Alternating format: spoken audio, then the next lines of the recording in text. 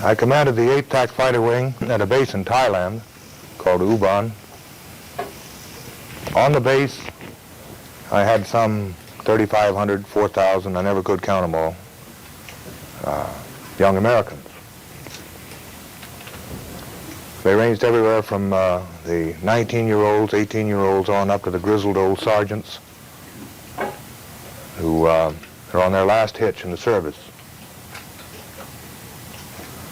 These men, no matter what their personal individual skill may have been, their education level, no matter what their walk of life, were dedicated, hardcore, loyal, determined Americans. And every one of them gave everything he had to give to our mission, which is something, of course, bigger than himself, something that he believed in, something that I am given to understand is called corny nowadays. He literally, actually believed in his country deeply and with an abiding